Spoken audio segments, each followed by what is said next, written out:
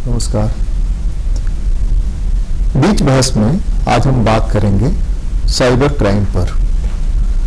ये साइबर क्या है यह पहले समझेंगे और फिर उसके चलते अपराध क्या क्या है, उसमें क्या क्या अपराध की श्रेणी में आता है। उसके अलावा आईपीसी में, भारतीय दंड विधान जो है, उसमें क्या क्या आता है अपराध, कहाँ जाएं, किसके पास जाएं। दरअसल हम जितना विकास कर रहे हैं अपने उस विकास के साथ साथ बहुत सारी चीजें विनाश के भी लेके चल रहे हैं। हमको लगता है कि हम तो जो कर रहे हैं वो नायाब है, लेकिन उसके साथ वो सारे लोग जो कंप्लीट इलिटरेट हैं, जो नहीं जानते पढ़ाई लिखाई का मतलब क्या होता है, साइबर का मतलब भी नहीं समझते, उनका एक बड़ा समूह साइबर क्राइम को अंजाम दे रहा है। साइबर क्राइम की राजधानी जो जामताड़ा है, जामताड़ा में लोगों ने करोड़ों बनाए, पकड़े भी गए, घर तोड़े गए, चीजें बरामद भी हुई, लेकिन उसमें से अधिकतर लोग इलिटरेट थे। पूरा परिवार लग जाता था और आपके अकाउंट से पैसा ले लेता था। आज भी सरकार के द्वारा बैंकिंग जो संस्थाएं हैं उनके द्वारा लगातार अवेयर करने की कोशिश की जा रही है कि कभी भी हम 10 नंबर से, 10 डिजिट से कोई भी सूचना नहीं मांगते। तब भी जैसे ही फोन आता है कि हम फला बैंक से बोल रहे हैं, झा जी बोल रहे हैं, शर्मा जी बोल रहे हैं, सिंह जी बोल रहे हैं, जैसा आपका केवाईसी गड़बड़ है, थोड़ा केवाईसी में ये चाहिए, नहीं तो गड़बड़ हो जाएगा, कोई अकाउंट सीज हो जाएगा, फ्रीज हो जाएगा, तुरंत उसको पूरा बताने लगते हैं। जिस तरह से शहरों में लगे पोस्टर्स अंधाधुंध हैं कि उनको देखना मुनासिब नहीं समझते, उस तरह अपने यहाँ जो मैसेज आता है मोबाइल्स में, मोबाइल का इस्तेमाल तो करते हैं लेकिन मैसेज नहीं पढ़ते हैं। आज हम फिर एक कोशिश कर रहे हैं कि आपको साइबर क्राइम से बचाएं। आप सुनिए, गुनिए और दूसरे को बताइए। इस पर चर्चा करने के लिए हमारे साथ हैं नेहा बाला, जो पुलिस उपाधीक्षक हैं साइबर क्राइम में। स्वागत है आपका। हमारे साथ है यशोधरा, जो पुलिस उपाधीक्षक है साइबर क्राइम में, आपका भी स्वागत है। और नित्यानंद सिंह है उपस्थित, जो एडवोकेट हैं और कई बार आपके यहाँ आ चुके हैं, रूबरू हो चुके हैं। आप सबका स्वागत, सबको नमस्कार, सबको जोहार। नेहा बाला जी, आप ही से मैं आरंभ करता हूँ। पहले तो ये बताइए साइबर क्या है, फिर क्राइम की तरफ आगे बढ़ते हैं। हम जब तकनीक का उपयोग करते हैं और अगर उससे हम कोई अपराध को वारित करते हैं तो वो साइबर अपराध की श्रेणी में आता है। किसी भी तकनीक या तकनीकी संसाधन का उपयोग करके अगर किसी जैसे अगर हम किसी मोबाइल, जो चोरी किया हुआ मोबाइल अगर मेरे पास पाया जाता है और उससे हम कुछ अपराध करते हैं, या फिर हम मोबाइल का उपयोग करके या सोशल मीडिया प्लेटफॉर्म का उपयोग करके अगर हम कुछ ऑब्सीन मटेरियल का ट्रांसमिशन करते हैं या कुछ किसी को हैरेस या बुली करने का प्रयास करते हैं, वो एक सोशल मीडिया साइबर क्राइम के कैटेगरी में आता है। अगर हम टेक्नोलॉजी का उपयोग करके, कंप्यूटर रिसोर्स या मोबाइल का उपयोग करके बैंक अधिकारी बनकर या कुछ किसी और को इम्पर्सोनेट कर अगर हम किसी को इकोनॉमिक लॉस पहुंचाते हैं, वित्तीय क्षति पहुंचाते हैं, तो वो इकोनॉमिक लॉस अगर टेक्नोलॉजी का मीन्स यूज करके किया जा रहा है तो वो साइबर क्राइम के डोमेन, वाइड डोमेन के अंदर आता है। झारखंड में, यशोधरा जी, झारखंड में अगर हम गौर फरमाएं तो झारखंड में आप ये बताइए कि साइबर क्राइम के गढ़ कहाँ कहाँ है और किस तरह के लोग इससे जुड़े हुए हैं। साइबर क्राइम का गढ़ संथाल परगना के कुछ जगह हैं, जिसमें जामताड़ा, देवघर, दुमका, गिरिडीह, धनबाद, ये जो नेबरिंग जो एडजॉइंट डिस्ट्रिक्ट्स हैं, ये गढ़ हैं साइबर क्राइम के। झारखंड के लोग समूह जो जुड़ा हुआ है, कितना पढ़ा लिखा विद्वान लोग हैं, कैसे किस तरह के लोग हैं जो लोग ये क्राइम कर रहे हैं, जो पकड़े गए हैं अब तक? हमारे अनुसंधान के क्रम में जितने भी साइबर अपराध कर्मियों की गिरफ्तारी हुई है, अमूमन ये पाया गया है कि उनकी जो शैक्षणिक योग्यता या जो डिग्री है वो लोग 10वीं पास भी नहीं है। कैसे आ गया इस साइबर क्राइम? कैसे आगे इनका कुछ लोगों से, ऐसे जो समूह से इनका जुड़ाव हुआ, जिन्हें थोड़ी बहुत भी समझ थी कंप्यूटर और इंटरनेट के इस्तेमाल का, उसमें ये लोग जानकारी इन्हें जब मिली कि अच्छा आप ऐसे कॉल करके आप फ्रॉड कर सकते हैं, आप लोगों को बेवकूफ बेसिकली बना सकते हैं। एक सोशल इंजीनियरिंग ये बेसिकली है जहां आप लोगों को कॉल करके उसे अपने बैंक अधिकारी को इम्पर्सोनेट करो, या अभी जो हाल फिलहाल के दिनों में देखा जा रहा है कि बिजली विभाग के कर्मचारी का इम्पर्सोनेशन अगर प्रतिरूपण हो रहा हो, तो ऐसे जो लोगों के पहले तो ये लोग संपर्क में आप कुछ इन्हें क्लू मिला के अच्छा से कर सकते, इसके बाद धीरे धीरे इन लोग खुद ही इतने ये लोग तकनीक और इम्प्रोवाइज्ड कर लिया अपने थॉट्स को। जितने भी सरकारी आपके ये आते हैं सरकारी, जैसे आपके अभी बिजली विभाग को ऑनलाइन कर दिया गया बिल पेमेंट को बिहार में, मतलब इनको आइडियाज बस मिलने चाहिए। लाइक अगर वैक्सीनेशन ड्राइव चला रही है सरकार, तो उनसे उन्हें आइडिया मिलता है, अच्छा चलो जनता तो कॉल करेगी ही, चलान कट रहा है उसमें इन्हें आइडियाज आते हैं। मतलब जितने भी तरह के इन आइडियाज जनरेट कर पाते हैं, या मैं इन्हें कहूंगी कि ये बहुत ही इनोवेटिव होते हैं, और जितने भी आइडियाज के तरीके से इन लोगों को लगता है कि लोगों को बेवकूफ बनाया जा सकता है, उसमें बस वो हमारे कई मित्र सीनियर पुलिस अफसर थे एडीजी तक, उन लोगों ने जो कहा कि पहले ये लोग जामताड़ा में मालगाड़ियों का दरवाजा तोड़ते थे, जो लोग शुरुआती दौर में आए, उनके पास इस तरह के आइडियाज कैसे आए? एक तो है कि हम भूखे हैं, परेशान हैं, तो भूख शांत करने के लिए हम कोई क्राइम करते हैं। इस तरह के आइडियाज आना कि हम पता भी नहीं चला किसी को लूट लिया, ये शुरुआत इनिशिएशन जो है वो अपने आप में जामताड़ा जैसी जगह में, हालांकि विद्यासागर वही है जहाँ की सबसे बड़े विद्वान हुआ करते थे हिंदुस्तान के, तो हो सकता है कि विद्या की का प्रभाव उन लोगों को थोड़ा पड़ा हो। कुछ ये पता चला कि आपके अनुसंधान के क्रम में कैसे इसका इनिशिएशन कैसे हुआ? हमारे अनुसंधान के क्रम में कुछ लोगों का जो लिंक है दिल्ली से भी मिला, जो दिल्ली से पढ़कर आए, आईटी से डिग्री कुछ ली, वो छोटी मोटी जानकारी जो उन्हें पता चला कि गूगल में नंबर कैसे डाल सकते हैं हम लोग कस्टमर केयर का, या जैसे छोटी छोटी बातें, कहाँ से डेटा हम लोग निकाल सकते हैं। सिर्फ कस्टमर केयर का डेटा ही फीड करना नहीं, बल्कि अगर कोई आप सामान परचेज कर रहे हैं उसमें जो आप डेटा फीड करते हैं, वहां से कैसे हम डेटा लीक कर सकते हैं, कैसे हमें लोगों की जानकारी, उनका मोबाइल नंबर प्राप्त हो सकता है। अब आएंगे हम आपके पास डेटा पर, जो आमतौर पर खरीदारी में हम फोन नंबर देते हैं उस पर। नित्यानंद सिंह जी, ये बताइए कि आपके अपने अनुभव और कोर्ट में जब साइबर के केसेस आते हैं, एक केस तो मैं भी झेल चुका हूँ, उसको मैं अलग से बताऊंगा, तो आप बताइए अपने बारे में। ये बात जरूर है कि जो एक्ट हमारा इंफॉर्मेशन टेक्नोलॉजी एक्ट है, जिसके तहत ये साइबर क्राइम के केसेस दर्ज होते हैं और उसमें अभियुक्तों को अरेस्ट किया जाता है, तो कुछ मोस्ट ऑफ द केसेस में हमारा अनुभव ये कहता है कि बहुत से एविडेंसेस के लैकेज रहते हैं, जिसके कारण हम लोग कनेक्ट नहीं कर पाते हैं और एक्यूज्ड को हम लोग पनिश कराने में उतना बढ़िया भागीदारी नहीं हो पाती। एक सेकंड के लिए मैं आपको रोक जी, आपका एविडेंस एक्ट क्या है मुझे बहुत ज्यादा उसके बारे में जानकारी नहीं है, लेकिन हमारे पास एक मोबाइल है, जिस मोबाइल में हमारे पास एक मैसेज आया, उस मैसेज के बाद में हमने आपके यहाँ कंप्लेन किया कि हमारे साथ या तो हमको धमकाया गया या हमको चीट किया गया, तो यह एविडेंस तो है। इसको mister A, mister B, mister C को बता करके हम गवाह इकट्ठा करें, ये जरूरी नहीं है, इसलिए कि हमारे पास जो धमकाने वाला मैसेज आया वो घर में लोग बताए, घर के लोग परेशान होंगे, हमने उनसे छुपाया, हमने बाकी किसी को नहीं बताया कि हमारे पास तो एविडेंस है ही। तो जो एविडेंस एक्ट है वो क्यों कहता है कि आदमी ही चाहिए गवाही देने के लिए, और इसमें जो मैसेज है जो प्रूफ हो चुका, थाने ने प्रूफ कर दिया कि हाँ इससे मैसेज आया, ये क्राइम किया ही इस आदमी ने। ये एक्चुअली एविडेंस एक्ट में ये प्रोसेस है कि जो भी एविडेंसेस आप कोर्ट के नज़र में लाते हैं, डॉक पे लाते हैं, उसको properly as per the evidence act उसको प्रूव्ड होना चाहिए। तो जैसे आपने एक एग्जांपल दिया कि मोबाइल पे कोई मैसेज आया, और वो मैसेज अभी कुछ दिन पहले तक ये मोबाइल मैसेज को हम लोग एविडेंस के रूप में नहीं लेते थे न्यायालय के द्वारा। अभी अमेंडमेंट आया है कि व्हाट्सएप और ईमेल की जो चैटिंग्स हैं उनको भी अब एविडेंस के रूप में पढ़ा जाएगा, लेकिन एविडेंस के रूप में पढ़ा ही जाएगा। एविडेंस में लेने के लिए, उसको जजमेंट में उस पर रिलाई करने के लिए हमको वो डॉक्यूमेंट, वो जो चैटिंग है, उसको तो किसी न किसी व्यक्ति से प्रूफ ही कराना हो कि हाँ ये मेरे मोबाइल पर फलाने नंबर से ये चैटिंग आई थी। पुलिस ने प्रूफ किया ना, हम तो ये कह रहे हैं पुलिस ने सर हमारे मैसेज को पुलिस ने प्रूफ किया, जो जिसने किया, जिसने दूसरे का फोन चुरा करके गलत नंबर बना करके दूसरे आईडी से वो किया, वो सारा पुलिस ने प्रूफ कर दिया। मैं उसमें ये कह रहे हैं पुलिस जो अपना प्रूफ कर रही है for the sake of argument अगर हम मान लें कि हम डिफेंस काउंसिल हैं उसके, तो पुलिस ने अपना प्रोसिक्यूशन केस प्रूफ किया।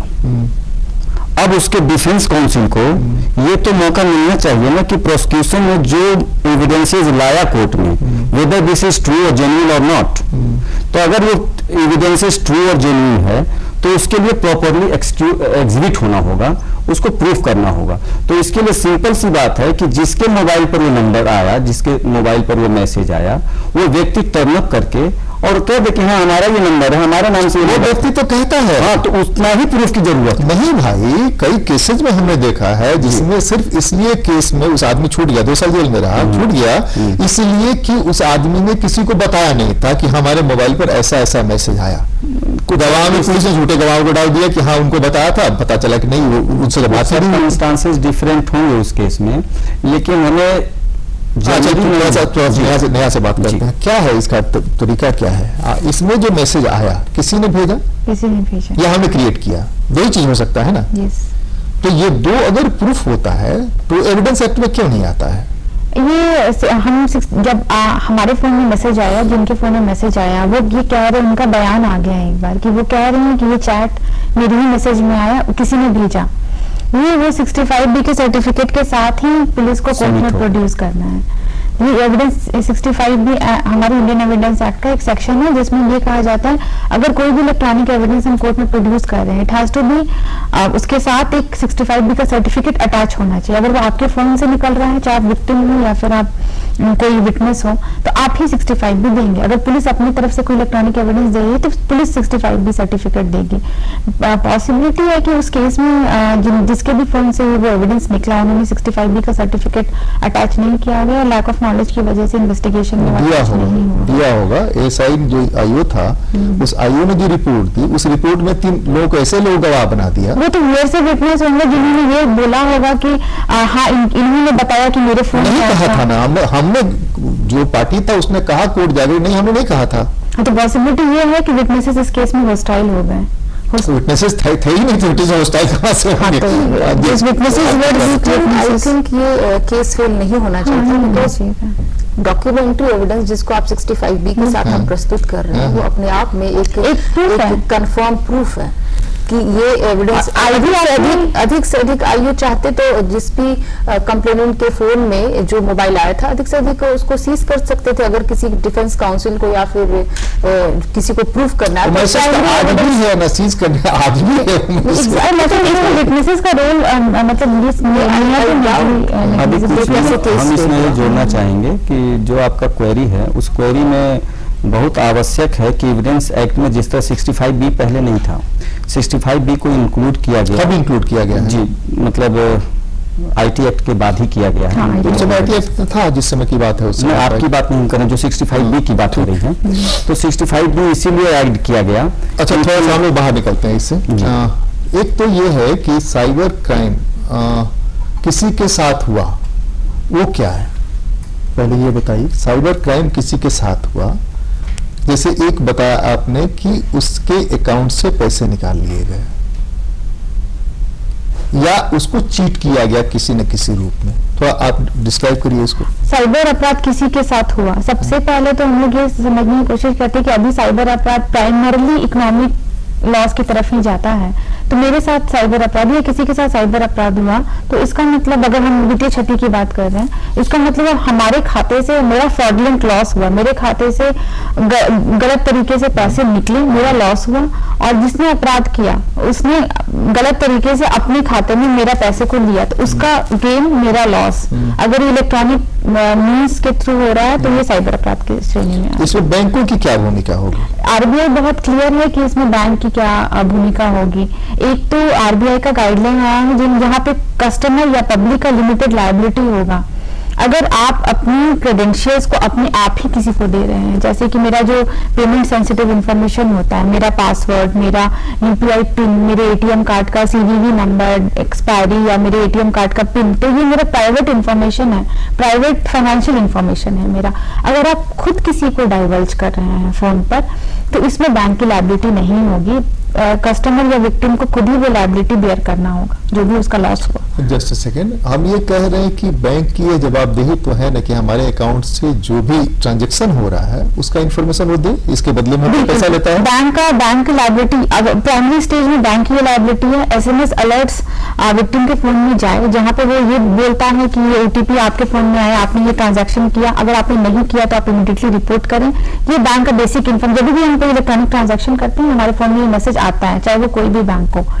मैं कह रहा हूँ कि नहीं आता है, बहुत सारे बैंक की लायबिलिटी है, यस। बहुत सारे मामले ऐसे हैं, जैसे हमारे जो बैंक्स में अकाउंट्स हैं, जब मन करेगा तो आएगा, नहीं मन करेगा ये उनकी मर्जी पर डिपेंड करता है। हमने ये लिख करके भी दिया कि अगर हमारे साथ कोई फ्रॉड होता है तो उसके लिए बैंक जिम्मेवार होगा। नहीं सर क्या आप कह रहे हैं, ऐसे करें तो मशीन का मामला है, मशीन खराब हो जाएगा, सुधर जी बताइए क्या करना है उसमें।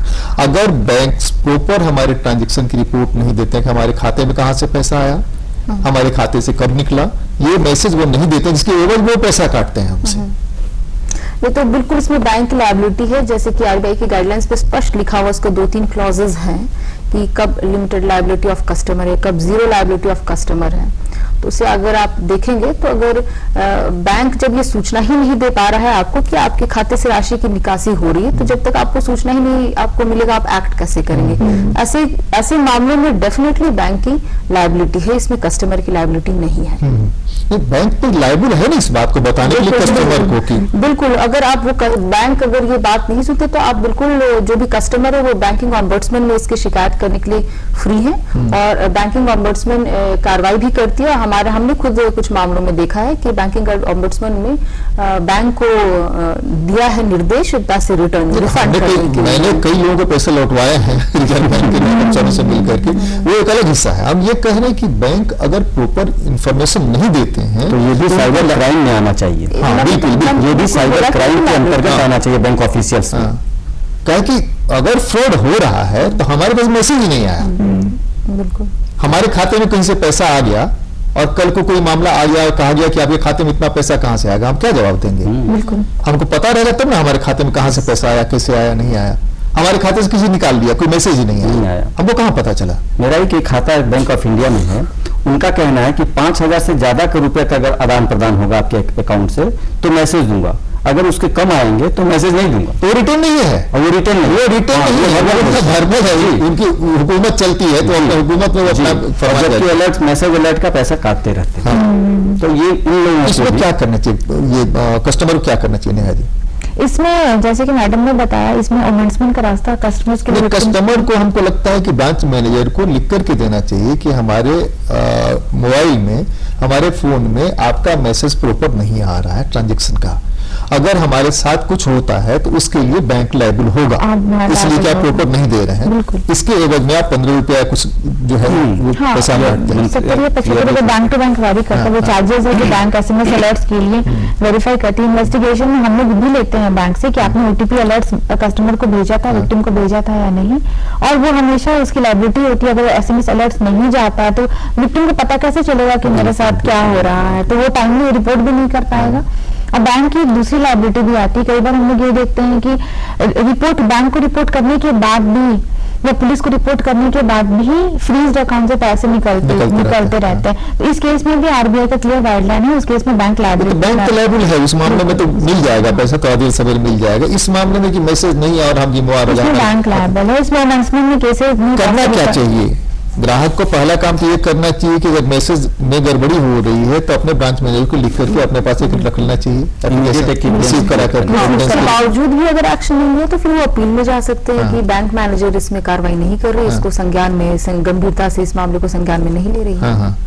अब किसी के साथ क्राइम हो गया, उसके मैसेज आया कि तुम्हारे खाते से इतना पैसा निकल गया जिसने निकाला। एक घटना के साथ मैं उसको क्लियर करना चाहूंगा। हमारे एक मित्र हैं, उन्होंने एक एटीएम से, एक ही जगह स्टेट बैंक का 2 एटीएम लगा हुआ था, एक एटीएम से निकाला तो पैसा नहीं निकला, दूसरे एटीएम से वो पैसा निकाले और चले गए। मुश्किल से 10 कदम गए होंगे तो आया कि आपके अकाउंट से तो 25,000 रुपया निकल गया। उन्होंने तुरंत ये कंप्लेन किया, जो नजदीकी थाना था उसको कंप्लेन किया, और कंप्लेन लेकर के झूलते रहे पुलिस वाले के यहाँ। अरे काहे के लिए दौड़ रहे हैं साहब, इसमें कुछ होगा या नहीं ना, काहे के लिए हमको परेशान करते हैं, अपने ही परेशान करते हैं। वहाँ पुलिस की क्या लायबिलिटी है, पुलिस क्या जवाबदेही है? डेफिनेटली जब भी कोई कंप्लेन थाने में आता है तो उसकी प्राथमिकी दर्ज की जाएगी और इस पे तत्काल जो अनुसंधान को प्रारंभ कर जो भी फुटेजेस जो है कलेक्शन, जहाँ से अगर एटीएम कार्ड क्लोनिंग की का मामला है तो वहाँ से फुटेज जहाँ से भी विड्रॉवल है उसका कलेक्शन प्रायोरिटी बेसिस पे सुनिश्चित है कि उसे लेना है आयोग को। टाइम लिमिट कुछ है कि नहीं कि इतने दिन के अंदर ये कर लेना है, इतने दिन के अंदर रिपोर्ट कर देना है? बिल्कुल, क्योंकि 90 डेज तक ही अमूमन फुटेजेस जो है संरक्षित रहते हैं, इसलिए अनुसंधानकर्ता को ये निर्देश रहता है कि आप विद इन 90 डेज आप फुटेजेस को कलेक्ट कर लें प्रूफ करने के लिए। वो अगर कलेक्ट करके कोर्ट को नहीं सबमिट करते हैं देन? नहीं, ये तो केस डायरी का पार्ट बनाना होता है हमें। आप फुटेजेस कलेक्ट करके उसका एनालिसिस करके आप अभियुक्त को चिन्हित करके अगर फोटोग्राफ क्लियर है तो उसे एक 30 डेज आपने बताया कि 30 डेज के अंदर कर लेना, 90 डेज। दूसरा, ये कोर्ट को कब तक सबमिट करने का लिमिट है? कोई लिमिट है कोर्ट को? नहीं, ऐसा कोई लिमिट नहीं है। जब भी आपका तब तो दौड़ता रहेगा। नहीं, दौड़ते क्यों रहेंगे? जैसे कि एटीएम कार्ड क्लोनिंग मामले में इसमें तो कस्टमर की लायबिलिटी 0 है, तो इसमें वो तो पता करने जाए नहीं, हमारा 25-30 हजार रुपया निकल गया तो उसे क्या होगा, मिलेगा कि नहीं मिलेगा? बिल्कुल मिलेगा, डेफिनेटली मिलेगा। हमने हर आप तो हैंडल नहीं कर रही है ना, पुलिस तो हैंडल नहीं कर रही है। पुलिस कह रही है जाइए होगा, जब होगा तो होगा। ये हम आपसे ऐसा मामला तो देखिए हमारे संज्ञान में नहीं आया। अगर आएगा तो हम डेफिनेटली उन्हें प्राथमिकी दर्ज करने के लिए तो हम निर्देश देंगे ही देंगे। ये नहीं, ऐसा मामला तो लगातार आ रहा है थानों पे। एक तो जरूरी है, इस माध्यम से हम बताना चाहेंगे कि थाने के लोगों को जो साइबर क्राइम के केसेस को देख रहे हैं या अदर भी केसेस जो हैं, तो थोड़ा सा पुलिस ऑफिसर्स जो है उस विक्टिम के साथ थोड़ा संवेदना के साथ उनके साथ रहें, पोलाइट बिहेव करें और कंडक्ट थोड़ा अच्छा रखें, क्योंकि उन्हें बड़ा हेय दृष्टि से प्राइमरी फेसी देखा जाता है, पहली बात। और दूसरी बात कि पुलिस जो है जितनी मटेरियल है वो एज अर्ली एज पॉसिबल, कहा जाता है ना कि जैसे अगर आईपीसी की किसी धाराओं में केस इन्वेस्टिगेशन है तो उनके लिए एक टाइम बार्ड है कि अगर मृत्यु, लाइफ इम्प्रिजनमेंट या डेथ के जैसे केसेस का आप इन्वेस्टिगेशन कर रहे हैं तो उनको आपको 90 डेज में chargesheet with all annexures and certificates file करने हैं। आईटी एक्ट में थोड़ा इसलिए दिक्कत है कि थोड़ा एविडेंस कलेक्ट करने में इन लोगों को बहुत परेशानी भी होती है। जगह जगह से, कई सेट से, किसी कंप्यूटर से और कई ब्लॉकेज से और कैमरा से निकालना होता है फुटेज, तो समय लगता है। तो इसमें थोड़ा कोर्ट में प्रोसेस डालने के लिए समय की पाबंदी नहीं लगाई गई है एक्ट के द्वारा। लेकिन इसमें मेरा ये कहना है कि जितना जल्दी हम लोग इसमें अगर सबमिट कर दें ताकि प्रोसेस थोड़ा शुरू हो जाए, क्योंकि प्रोसेस, कोर्ट के प्रोसेस में भी समय लगता है। एविडेंसेस होंगे, एविडेंसेस गवाही होंगी, गवाहों का क्रॉस होगा, तब जाकर देर आफ्टर जजमेंट आएगा, after exhibit of all documents. तो ऐसी स्थिति में इन लोगों को थोड़ा जल्दी करना चाहिए। मैं थोड़ा सा ये बताइए कि 2 पार्ट हुआ, एक तो साइबर थाना हुआ, साइबर क्राइम के जो अन्य इंस्टीट्यूशंस हैं वो हुए, और जो सामान्य पुलिस थाना हुआ। कहाँ जाना कहाँ है उसको जिसके साथ हुआ? अभी तो हमारे पास 2-3 तरीके हैं जहाँ पे ये किया जा सकता है। अगर हम ज्योग्राफिकली कॉन्स्टेंट आते हैं या फिर हम घर से बाहर नहीं निकल सकते हैं उस टाइम, इमीडिएटली हमें रिपोर्ट करना है, तो सबसे पहले तो बैंक का टोल फ्री नंबर भी है जहाँ पे आप जैसे एक मामला आपने बताया कि 25,000 दबाए थे मगर निकला नहीं, बाद में पता चला कि 25,000 निकल गए। तो इसमें सबसे पहले तो उसको बैंक के टोल फ्री नंबर पे कॉल करके अपना ट्रांजेक्शन रिपोर्ट करना चाहिए। उसमें 7 डेज का भी रहता है कि अगर कभी कभी मशीन की खराबी की वजह से भी, क्लियर अपार्ट फ्रॉम जो क्लोनिंग के मैटर्स होते हैं, मशीन की खराबी की वजह से भी हमने पैसे दबाए, निकला नहीं मगर अकाउंट से कट गए, वो 7 वर्किंग डेज में रिपोर्ट करने के बाद टोल फ्री नंबर पे वापस आ जाते हैं। सेकेंडली, अगर क्लोनिंग हो गया है, हमारा अपराध कारित हो गया है, तो अभी हमारे पास एक ऑनलाइन पोर्टल बना हुआ है www.cybercrime.gov.in, जहाँ पे विक्टिम घर बैठे www.cybercrime.gov.in, ये मिनिस्ट्री ऑफ होम अफेयर का पोर्टल है। इस पे विक्टिम घर बैठे रिपोर्ट कर सकती है अपने साथ हुए इंसिडेंट का, और इमीडिएटली जहां पैसा गया है वहां ब्लॉक हो जाएगा अगर वो बैंक टू बैंक ट्रांसफर हुआ होगा तो।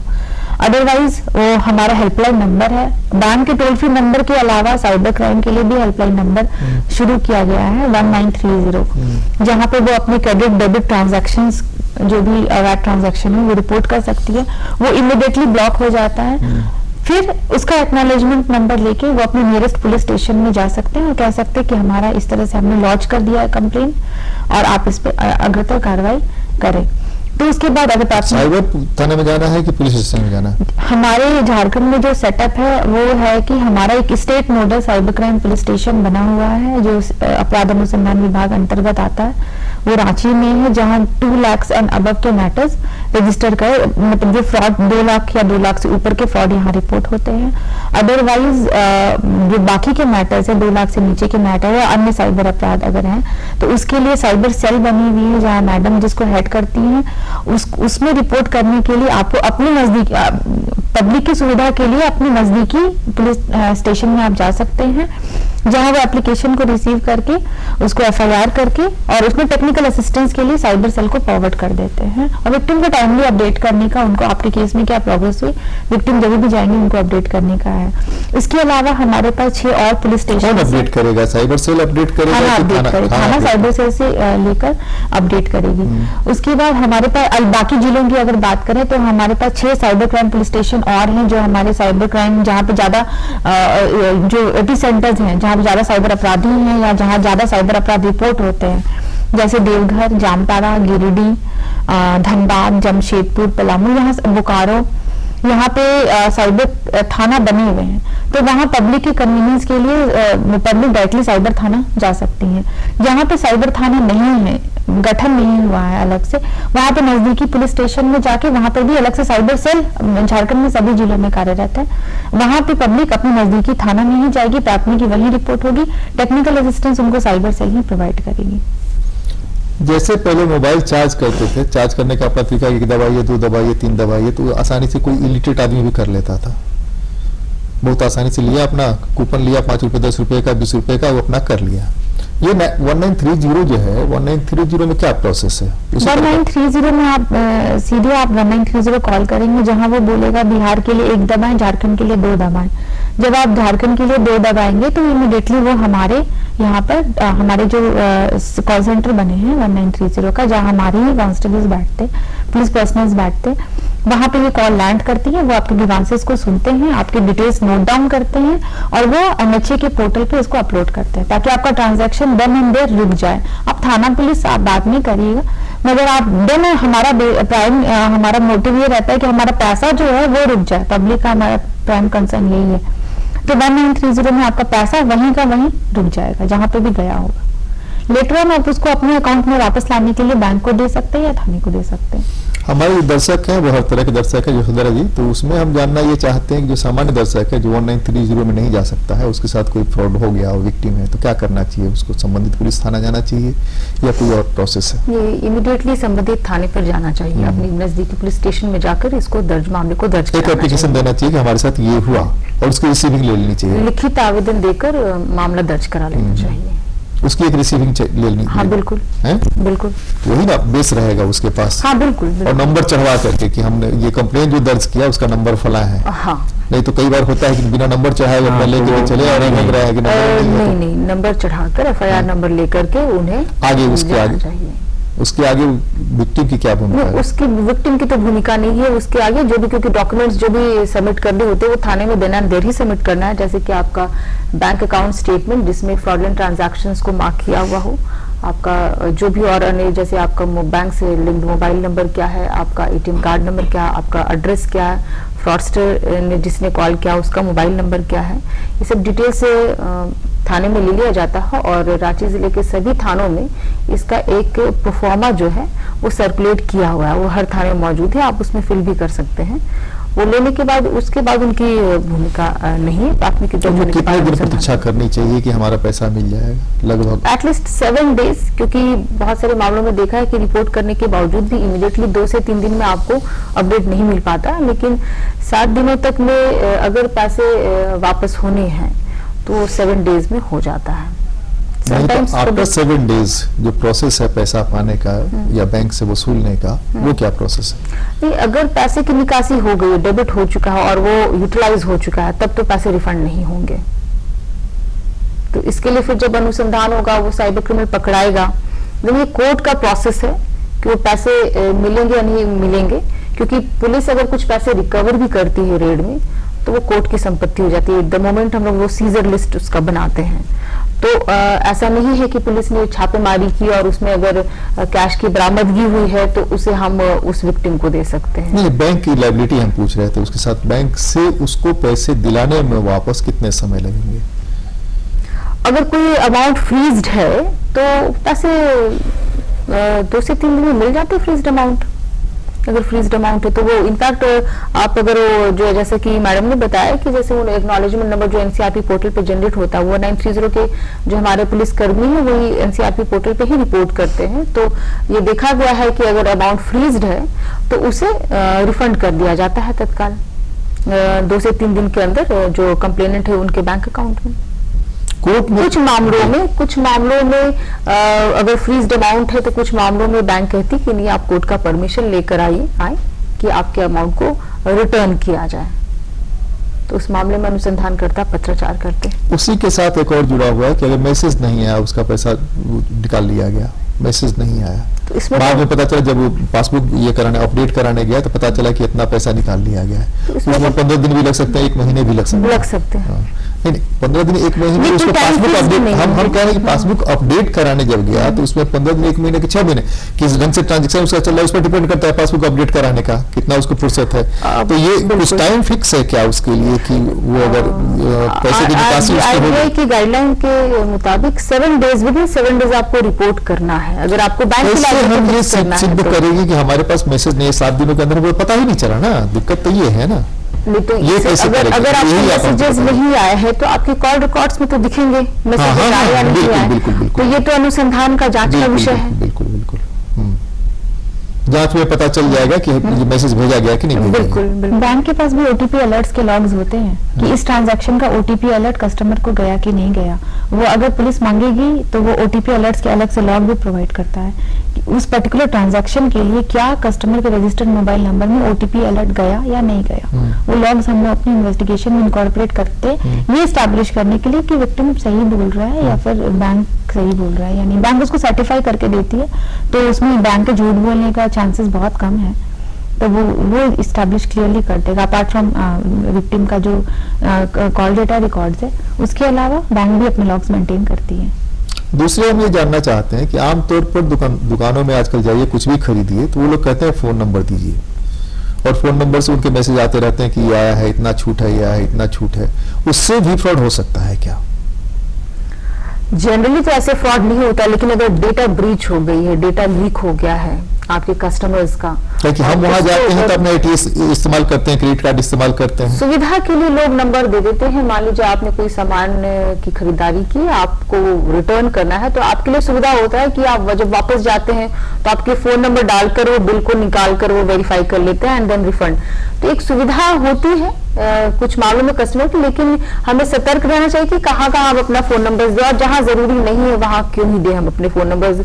आप खाने गए, आप जोमेटो के सर्विसेज ले रहे हैं तो ऑनलाइन सर्विसेज वहां फोन देना मैंडेटरी, आपको कस्टमर कैसे कांटेक्ट करेगा। लेकिन आप किसी रेस्टोरेंट में आप डिनर के लिए ले गए, लंच के लिए, वहां मैंडेटरी तो नहीं कि आप खाने के लिए आप अपना फोन नंबर बताएं, या फिर आप अपने कुछ ऐसे जगह गए हैं जहाँ पार्क वार्क में घूमने गए, वहां एंट्री फी, वो जरूरी नहीं, क्योंकि डेटा अगर ब्रीच हो जाती है तो वो आपको आपके नाम से, आपके फोन नंबर से आपको कॉल करेगा कि आपने ये खरीदारी किया था, आप भी कन्विंस हो जाएंगे कि इसे जानकारी है कि मैंने खरीदारी तो वास्तव में किया था। अगर वो इसी का फायदा उठाकर वो आपको अगर कुछ रिवॉर्ड का पॉइंट्स के बारे में आपको बोले या फिर आप बोले आप लॉटरी, तो आपका ट्रस्ट बेसिकली जीतने के लिए अगर आपका डेटा पहले से उसके पास मौजूद है तो आप भी विश्वास कर लेंगे। तो यहाँ से फिर फ्रॉड के चांसेस होते हैं। अपने आप में फोन नंबर दे देने से फ्रॉड नहीं होता, बल्कि उस डेटा के लीक होने से फ्रॉड होता है, उसके डेटा के ब्रीच होने से फ्रॉड होता है, उसके मिसयूज करने से फ्रॉड होता है। नहीं, एक तो सरकार ने प्रतिबंध लगा दिया, फिर भी बिना आधार के आजकल कोई काम नहीं होता जी। सभी जगह आधार मांगते हैं, आप इंसिस्ट करिएगा तो आपका काम नहीं होगा, चाहे वो रजिस्ट्री ऑफिस हो, चाहे वो सामान्य जो स्कूल हैं, कॉलेज हैं, सब जगह आपको आधार दे रहा है। सरकार के मना करने के बाद, सुप्रीम कोर्ट के गाइडलाइन के बावजूद ये चलता रहा। आधार देना और आधार मांगना ये कितना कानूनी गैर कानूनी है और कैसे इससे बचा जा सकता है? कैसे जो संस्थान, उनका नियत नहीं कि हम फ्रॉड करेंगे, लेकिन उनके इस निर्देश में कहीं ना कहीं फ्रॉड हो जाता है और उस फ्रॉड से बच्चा भी परेशान, दूसरे लोग भी परेशान। बिल्कुल, क्योंकि जो जहां भी आपने आधार कार्ड दिया है वो उस डेटा को कितने अच्छे से सिक्योरली रखेंगे वो कहना मुश्किल है। आपने कहीं जेरोक्स ही अपने आधार कार्ड का करा लिया, वहां आपने इंश्योर नहीं कराया है कि जो मैंने अपना डेटा दिया कहीं उसने कॉपी करके कॉपी कंप्यूटर में तो नहीं रख लिया, या फिर एक एक्स्ट्रा प्रिंट निकाल कैसे करेंगे? हम कर भी नहीं सकते हैं ना। बिल्कुल, हम एक बैंक से खाता दूसरे बैंक में ले गए, उसी ब्रांच में एक ब्रांच से दूसरे ब्रांच में ले गए, वो कहते हैं आधार दीजिए तब हम अगर नया खाता शुरू करने तो नहीं करेंगे। अरे क्या जबरदस्ती भाई, हमारे तो है ना ऑलरेडी। अब नहीं, वो हम नहीं कर सकते, वो तो वहां से आएगा तब आएगा, नहीं तो हम शुरू नहीं कर सकते। ये क्या जबरदस्ती है भाई। और इन्हीं कारणों से फ्रॉड होता भी है। हाँ। मिसप्लेस होता है डाटा कहीं ना कहीं से।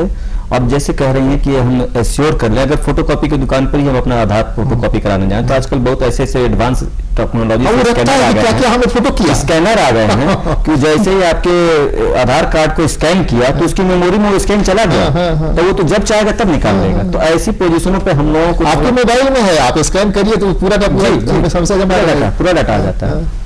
तो प्रिकॉशनरी मेजर्स लेने बहुत जरूरी हैं। और अभी भी इस सेक्टर में बहुत सी कमियां हैं, जिस कमियों को लेकर हम लोग चिंतित हैं और न्यायालय के प्रावधानों में भी हम लोग उस तरीके का न्याय नहीं दिला पाते और न जज साहब उस तरीके का न्याय दे पाते हैं, क्योंकि लैक ऑफ एविडेंसेस इतने गैप हैं कि वो कोरिलेट नहीं हो पाता, जिसके कारण हम जैसे अगर एविडेंस क्रिएट भी करते हैं प्रोसिक्यूशन साइड से, तो फिर ये डॉक्यूमेंट उसके पास गया कैसे, वो कोरिलेट ही नहीं हो पाता। वो दोनों में एक दूसरे में कभी संपर्क ही नहीं हुआ है। तो हम कैसे कहें कि जब संपर्क नहीं है, कभी जानकारी नहीं है, कोई लेन देन नहीं हुई है, कोई ओटीपी नहीं गई है, तो कैसे ये व्यक्ति इसके लिए पनिष्ड होगा। तो ये तरीका थोड़ा है हम लोगों के लिए। इसके लिए एक और भी जरूरी है कि बहुत जरूरी है डोर टू डोर अवेयरनेस की। इसकी अवेयरनेस बहुत जरूरी है। और कुछ मामलों में तो प्रोटेक्टेड है ये पूरा सिस्टम, लेकिन हम ही लोगों में से कभी पिन कोड बता दिया जाता है, ओटीपी नंबर बता दिया जाता है। ये जो चीजें हैं ये हमारे इस कॉम्प्लिकेशन को और बढ़ा देते हैं और उसमें उसको एक्यूटल की तरफ जाने के लिए हो जाता है। और एक चीज और हम आप साथ जोड़ना चाहेंगे, इसमें कहीं ना कहीं मोस्ट ऑफ द केसेस में, एवरेज केसेस की मैं बात कर रहा हूं जो साइबर क्राइम से जुड़े हुए हैं और जो बैंक फ्रॉड से जुड़े हुए हैं, तो उसमें कहीं ना कहीं बैंक अधिकारियों की मिलीभगत होती है।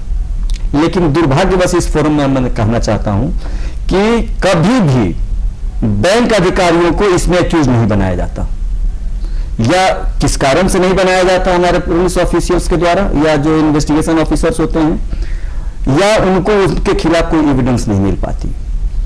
और वो इतना सिक्योर रखते हैं अपने आप को कि वो कह देते हैं कि हमारी क्या रिस्पॉन्सिबिलिटी है, आपने ओटीपी बताया तो चला गया, अगर ओटीपी बताया तो चला गया। हम अपना एटीएम में अगर अपना नंबर डाले और पैसा नहीं निकला और बाहर निकलने के बाद निकल गया, तो ये जिम्मेदारी किसकी है। और मोस्ट ऑफ द केसेस में जब जनरल आम पब्लिक के जब एटीएम वाली फ्रॉड होती है तो वहां ये तुरंत मैनेजर के पास जाइए। मोस्ट ऑफ द एटीएम जो है बैंक के नीचे या बैंक के कॉरस्पॉन्डिंग रहता है उसी बैंक का, आप वहां जाएं, वहां पे अगर आपके साथ फ्रॉड होता है तो तुरंत कहता है कि नहीं, अगर आप मैनेजर के पास जाकर कंप्लेन करते हैं तो कहते हैं नहीं, गार्ड से लिखवा के ले आइए। ये क्या जरूरी है गार्ड से लिखवा के लेने की, लेकिन कहते हैं नहीं, गार्ड से लिखवा के लिए कि आप वहां गए थे कि नहीं, आपके पास वहां सीसीटीवी है। फिर गार्ड से लिखवा कर हम लोगों को उसमें एक और कॉम्प्लिकेशन में डाला जाता है। तो ये सब चीजें हैं जो मीट आउट करनी जरूरी है, और तभी हम लोग साइबर क्राइम की तरफ कुछ अच्छा कर पाएंगे। और एक साथ और, अभी तक तो सिर्फ हम लोग फाइनेंशियल साइबर क्राइम की बात कर रहे हैं, और ये एक छोटा सा क्राइम है साइबर का। मोस्ट ऑफ द केसेस में क्राइम जो है वो हमारी माता बहनों के साथ हो रहा है। सोशल मीडिया पर थोड़ा सा आते सोशल मीडिया से। जी जी बताइए। सोशल मीडिया जैसे कि जो हम लोग कहते हैं, 2-3 सोशल मीडिया फ्रॉड 2-3 कैटेगरी में आता है। एक हैरेसमेंट हो गया, एक बुलिंग हो गया, या स्टॉकिंग हो गया।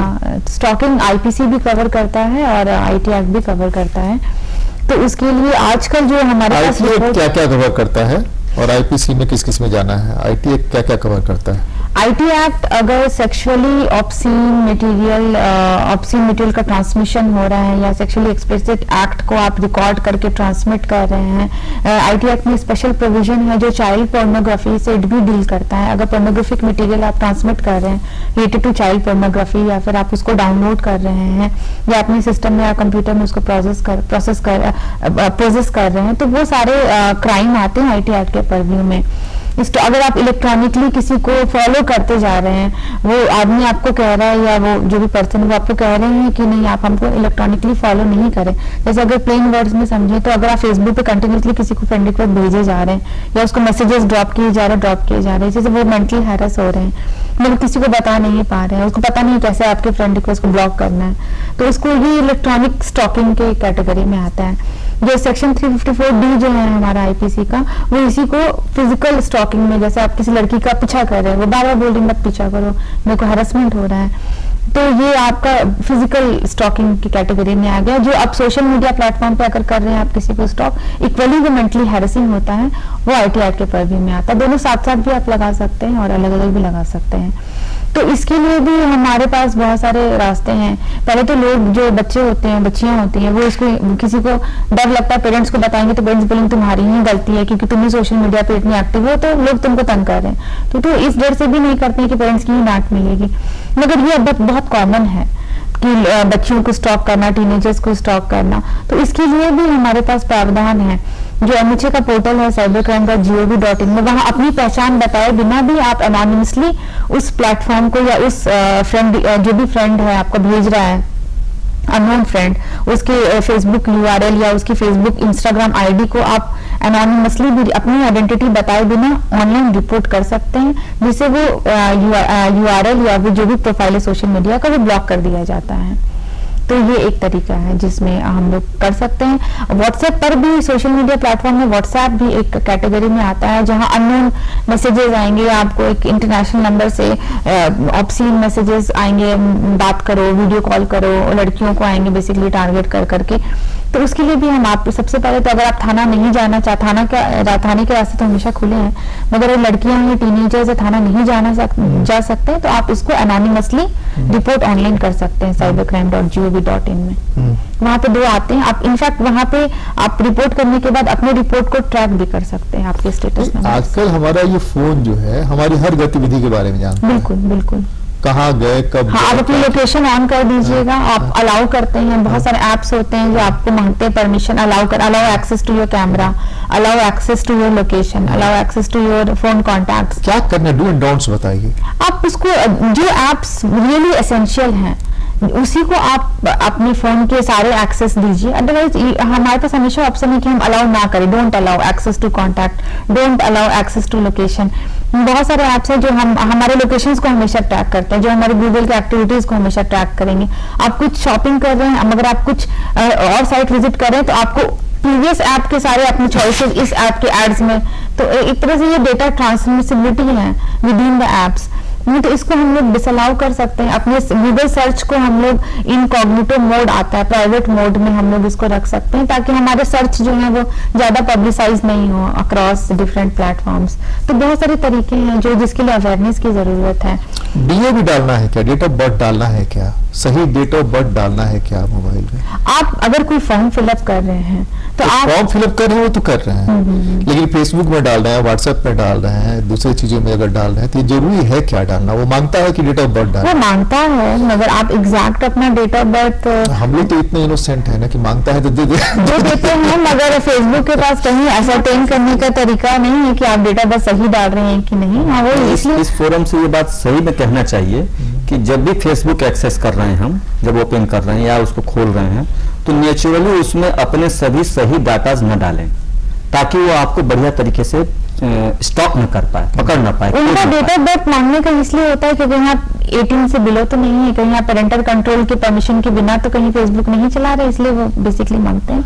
एग्जैक्ट डेट ऑफ बर्थ डालना सही भी नहीं होता, अपना बैंक रजिस्टर्ड मोबाइल नंबर भी डालना सही नहीं होता, तो उसके लिए सर्टेन थिंग जो उसके लिए तो कितने नंबर रखने होंगे ये बताइए। ये मुश्किल है। आप नंबर अगर डाल भी रहे हैं तो इम्पोर्टेंट है कि आप उसको पब्लिक ना करें। जैसे कुछ लोगों के जिनके साथ फ्रॉड हुआ, आप उनका देखेंगे कि उन्होंने अपना ईमेल एड्रेस पब्लिक कर रखा, उन्होंने अपना फोन नंबर पब्लिक कर रखा, उन्होंने अपने फ्रेंड लिस्ट को पब्लिक कर रखा है। Not necessary. कैसे वो करें, नहीं करें? ये सब जो भी आप इस्तेमाल कर रहे हैं सोशल मीडिया के प्लेटफॉर्म, चाहे वो व्हाट्सएप हो, फेसबुक हो, इंस्टाग्राम हो, उसमें आपके ऑप्शन आते हैं सेटिंग्स में अपने प्रोफाइल फोटोग्राफ को शील्ड गार्ड करने का, अपने कॉन्टैक्ट्स को, आपके जो फ्रेंड लिस्ट है उन्हें हाइड करने का। आप जो पोस्ट कर रहे हैं वो कितने स्पेसिफिक पर्संस को इंटेंडेड है, मान लीजिए आपके 100 फ्रेंड्स, लेकिन आप चाहते सिर्फ 10 को ही दिखे, उसका भी फिल्टर करने का ऑप्शन अवेलेबल होता है।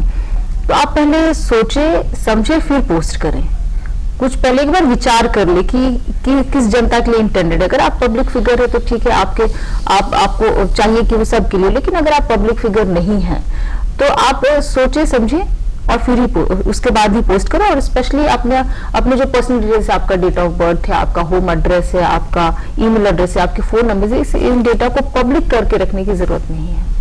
दूसरे की आमतौर पर एक धारणा है कि लॉटरी का आता है कि आपकी ये लॉटरी लग गई है, आपको इतना पैसा, इतना $1000, इतना $1,00,000 वहां से मिलने वाला है, आपको ये पुरस्कार मिलने वाला है। आप जानते भी नहीं है, आदमी लालच में ज्यादा गड़बड़ करता है, लालच में ज्यादा फंसता है। उस तरह के मामलों में क्या करना चाहिए? या कोई 10 डिजिट के नंबर से मांग रहा है तो एक तो हम अलर्ट हैं कि 10 डिजिट से बैंक का KYC नहीं मांगेगा, और अगर उसने हमको फोन किया तो उस फोन को किसी को बताना चाहिए क्या, 9193 जी को कहना चाहिए? बिल्कुल। मान लीजिए मैं एक केस दे रही हूँ, आपने किसी XYZ प्लेटफॉर्म से आपने शॉपिंग किया है, और उसी लोग लालच में इसलिए भी फंस जाते हैं क्योंकि उनके पास अगर डेटा पहले से किया, आपने इस प्लेटफॉर्म से, इस ई-कॉमर्स प्लेटफॉर्म से किसी भी से आपने शॉपिंग किया, तो उन्हें लालच देते कि आपने XYZ प्लेटफॉर्म से शॉपिंग किया है, इसमें आपके नंबर को आप लकी विनर हैं। तो लोग थोड़ा विश्वास में आ जाते कि हाँ मैंने शॉपिंग तो किया था। बट उन्हें सोचना चाहिए, अगर उन्हें इस तरह कोई भी कॉल आता है तो उन्हें उसके ऑफिशियल वेबसाइट पे जाकर चेक करना चाहिए कि अगर कोई ऐसा लॉटरी स्कीम चल रहा है या नहीं, वो पहले संतुष्ट हो जाए, रिव्यूज देखें। और आजकल तो ट्रू कॉलर में ये भी दिखला देता है कि वो स्पैम है या नहीं है। तो ये सब छोटे छोटे चीज है जिससे आप, लोग कहते हैं ट्रू कॉलर नहीं लगाना चाहिए, ट्रू कॉलर में फ्रॉड होने का ज्यादा गुंजाइश है, लगाना चाहिए कि नहीं लगाना चाहिए ट्रू कॉलर? वैसे तो इन्वेस्टिगेशन के पर्पज से we definitely use it, but it depends. लोग चाहे तो ना भी लगाए। डेटा ब्रीच के मामले तो आए हैं कि हाँ आपने ट्रू कॉलर इंस्टॉल किया तो आपके डेटा की चोरी हुई है। और ट्रू कॉलर को जैसे आप डाउनलोड करते हैं ना, वो सब एक्सेस मांगता है। बिल्कुल एक्सेस मांगता है, आपके टेक्स्ट मैसेजेस से, आपके कॉन्टैक्ट से, सभी चीज का एक्सेस मांगता है आपसे। तो ट्रू कॉलर भी एक one of the cyber crime का वो होल है। नहीं तो करे क्या हुई है, वही राम रचि रखा था, कल तक भी तो हमारे पास उपाय ये है कि प्रधान विश्व के रखा, हम क्या करें? वही राम रचि डेटा तो गूगल भी लेती है, आपकी सभी डेटा गूगल लेती है, और कोई ट्रैक नहीं करता होगा। बट कुछ एसेंशियल चीजें हैं जिसके बिना आपका जो इंटरनेट का यूसेज है वो आप प्रॉपर्ली यूज नहीं कर पाएंगे। तो कोशिश यही रखनी चाहिए कि अपनी चीजों को कम से कम हम पब्लिक करें, मिनिमल यूज करें, जितना एसेंशियल हो उतना ही करें। और जो एसेंशियल ऐप है जो आपकी रोजमर्रा की जिंदगी के लिए बिल्कुल ही जरूरत है, उन्हीं को अपनी लिमिट तय करना दूसरे की हम कहाँ यस किए, कहाँ नो किए, कौन एक्सेप्ट किए, नहीं किए, ये पता भी नहीं चलता है ना, तब तक तो ये समझने वाली बात है। जैसे कि आप मान लीजिए जोमेटो का आपने ऐप डाउनलोड किया है, अब अगर जोमेटो आपसे कॉन्टैक्ट्स का परमिशन मेक एनी सेंस, तो ये लोगों को बेसिक थोड़ा सोचना चाहिए कि जो हम ऐप किस पर्पस के लिए डाउनलोड कर रहे हैं और उसको किस किस चीज की जरूरत पड़ सकती है। जोमेटो को मेरे लोकेशन की जरूरत पड़ सकती है, बट जोमेटो को मेरे गैलरी की, मेरे फोन कॉन्टैक्ट्स की, मेरे टेक्स्ट मैसेज इसकी जरूरत नहीं हो सकती। तो थोड़ा लोगों को सोचना चाहिए डाउनलोड करने से पहले कि किस किस चीज का परमिशन मांग रहा है और क्या चीज एसेंशियल है। बहुत बार ये होता है कि अगर आप डिनाई भी करते हैं तो वो प्रॉपरली फंक्शन नहीं करता। रेल में अगर हम टिकट कटाने जा रहे हैं, प्रॉपर उसमें नहीं डालेंगे तो नहीं करेगा, रेल का टिकट नहीं मिलेगा, प्लेन का टिकट नहीं मिलेगा, आपको बस का टिकट नहीं मिलेगा। SMS भेजने में उसको दिक्कत होती है। नहीं, उस तरीके का ऐप को ही इस तरीके से डिजाइन किया गया है कि आप जब तक उसके सारे बातों को नहीं पूरा करेंगे वो नेक्स्ट स्टेज पे जाने नहीं देगा। तो और दूसरी चीज है कि साइबर क्राइम वाले अपराध में जब जैसे मान लीजिए थ्रू नेट हम कोई काम करते हैं तो वो पेज जो फ्रॉड पेज है वो तो बिना बुलाया आ जाता है सामने स्क्रीन पे, और आप न चाहते हुए भी आपका वो खुल जाता है पेज। तो ऐसी चीजों पर रिस्ट्रिक्शन बहुत जरूरी है। नहीं, वो ना चाहते हुए कभी भी नहीं, वो पॉपअप्स आपको आएंगे, पॉपअप्स का काम नहीं है आपको फ्रॉड करने के लिए। तो आपका बस ये है कि आप उसको क्लिक ना करें, जब तक आप एक्टिवली इंडल्ज नहीं होंगे तब तक फ्रॉड नहीं होगा। और ब्रीफ तो ये करना है कि जितने लालच वाले आते हैं एडवर्टीजमेंट, उन पर विचार करना ही नहीं है। कैसे नहीं विचार करना है? हमको झूठी तारीफ कोई कर देते तो आप खुश हो जाते हैं, ये जानते हुए कि नहीं हमने ऐसा नहीं किया है। जी। तो जब लॉटरी वाला आता है और ये पुरस्कार मिला हुआ तो हम तो गए हो जाते हैं। कि 2 लाख रुपए की जगह 2 मगर करोड़ आ आप रहा ये है। बताइए कि अभी दुनिया में कुछ भी फ्री में किसी को मिलता है? ये बात समझ में आती तो फ्रॉड ही नहीं। यही तो अवेयरनेस हमें करना है कि दुनिया में कभी भी कुछ फ्री नहीं मिलता है। तो लॉटरी कैसे कोई इतनी सारी BMW कार दे देगा या 25 लाख की लॉटरी, कोई क्यों आपको फ्री में देगा? वरना में कहा गया है कि when you are using some product for free, that means you are yourself a product. बिल्कुल। भी एक product exactly, this is the very true language. क्योंकि कोई फ्री का आपको कुछ नहीं देगा। अच्छा, ये हम conclude- data is a big product, आपका डेटा। बिल्कुल। ये तो हो गया है वो उतना ही जितना कि मोबाइल रखना अनिवार्य हो गया जीवन के लिए। लगभग सारे काम अब इस पर हो इसी से हो रहा है। और यही हमारा दुश्मन बन गया है। अब हम क्या करें? इस दोनों के बीच में डू एंड डोंट्स बता के हम कंक्लूड करेंगे। फिर से एक बार डू एंड डोंट्स बता दीजिए, अगर साइबर क्राइम हो गया तो क्या करना है, क्या नहीं करना, कहाँ जाना है? साइबर अपराध से सबसे पहले बचने के लिए तो हमें ये दिमाग में हमेशा रखना है कि फ्री में कुछ नहीं मिलता। हम अपने सेंसिटिव इंफॉर्मेशन, हमारे OTP, pin, CVV number, cards का डिटेल, नेट बैंकिंग के पासवर्ड्स, UPI के डिटेल्स, ये कभी हम फोन पे किसी को भी डाइवल्ज ना करें। ये हमारे बिल्कुल प्राइवेट, जैसे हमारे लॉकर की चाबी होती है वैसे ये भी हमारे बिल्कुल प्राइवेट इंफॉर्मेशन है। किसी को भी over the phone, over the text message, किसी फॉर्म को भर के इसको हम किसी को ना बताएं। अननोन फोन कॉल्स को एंटरटेन ना करें। अगर बैंक अधिकारी बन के आ रहा है तो बिल्कुल भी ना एंटरटेन। अननोन में तो सिर्फ नंबर आ गया तो हम कैसे नहीं करेंगे? बहुत सारे लोग हो सकते हैं जो नंबर से हमको नंबर हम उठाएं, मगर अननोन फोन कॉल्स पे हम अपनी प्राइवेट इंफॉर्मेशन को ना शेयर अच्छा। करें। किसी भी तरह के प्राइवेट इंफॉर्मेशन को ना शेयर करें। अगर फिर भी जानकारी के अभाव में आपके साथ साइबर अपराध हो गया है तो इसके लिए हमारे पास साइबर हेल्पलाइन नंबर है 1930। ऑनलाइन हमारी वेबसाइट है, MHE की वेबसाइट है www.cybercrime.gov.in, जहां आप घर बैठे रिपोर्ट कर सकते हैं, अपने पैसे को फ्रीज करा सकते हैं। हमारे पास नजदीकी थाना है जहां आप इमीडिएटली जाकर थाने में लिखित शिकायत दे सकते हैं, और जहां साइबर थाना है वहां आप साइबर थाना में जाकर लिखित शिकायत दे सकते हैं और उस पर कार्रवाई की जा सकती है। बैंक के टोल फ्री नंबर्स हैं जहां पे आप इमीडिएटली रिपोर्ट करके, या उनके टोल फ्री SMS भी हैं जहां पे आप अनऑथराइज्ड ट्रांजैक्शंस को SMS के थ्रू रिपोर्ट कर सकते हैं और अपने पैसे को बचा सकते हैं। जिस तरह बैंक लाइबिलिटीज, बैंक की लायबिलिटीज जो है RBI के गाइडलाइंस, मास्टर गाइडलाइंस के तहत डिसाइड होता है। अगर आप के साथ फ्रॉड होता है जिसमें आपकी कहीं से भी कोई गलती नहीं, जैसे आपने OTP शेयर नहीं किया, आपने पिन शेयर नहीं किया है, इसके बावजूद फ्रॉड होता है तो आपकी कस्टमर की जीरो लायबिलिटी होती है और बैंक को पैसे इसमें रिफंड करने होते हैं। लिमिटेड लायबिलिटी में है कुछ ऐसे जहां की आपने कुछ शेयर कर दिया बट उसके बाद आप सतर्क हो गए और आपने ट्रांजैक्शंस को वही ब्लॉक कर दिया, उसके बावजूद भी कुछ ट्रांजैक्शंस हो रहे हैं तो जो बाकी जो ट्रांजैक्शंस है उसके लिए आप लायबल है नहीं, उसमें बैंक लायबल है। कभी कभी कुछ आपकी तकनीकी गड़बड़ी की जहां की वजह से जो फ्रॉडलेंट ट्रांजैक्शंस आपके अकाउंट से होंगे तो उसमें 100% बैंक की लायबिलिटी है वो सारे फ्रॉडलेंट अमाउंट के लिए। चलिए क्राइम तो हो गया, कोर्ट चलते हैं, बताइए। जी, कोर्ट में जैसे ही हम लोग का मटेरियल सब आ जाए तो प्रयास करना चाहिए कि जितनी सुरक्षा की बातें की गई हैं मैडम लोगों के द्वारा वो सुरक्षा के साथ किया जाए। अगर ये सब सारे एविडेंसेस कोर्ट में अगर उपस्थित हो जाता है तो बट नेचुरली है कि वो बंदा जो पकड़ा जाएगा इन्वेस्टिगेशन के दौरान उनको कन्विक्शन होगा और कन्विक्शन होकर उनको सजा हो जाएगी। बीच बहस में आज तो बस इतना ही, इस गाइडलाइन के साथ कि लालच में पड़े तो गए और अलर्ट रहिए अपना डाटा देते वक्त, अपना OTP बताते वक्त। हमने जो 1 घंटे माथा खपाया वो इसलिए कि आप फ्रॉड से बचें, आपका कुछ नहीं लूटे, आपका नहीं लूटे। अब आपको यह देखना है, हम नहीं देखेंगे, बाद में पुलिस देखेगी और कोर्ट देखेगा। इसी के साथ बहुत बहुत धन्यवाद आप सबों को। नमस्कार, जोहार।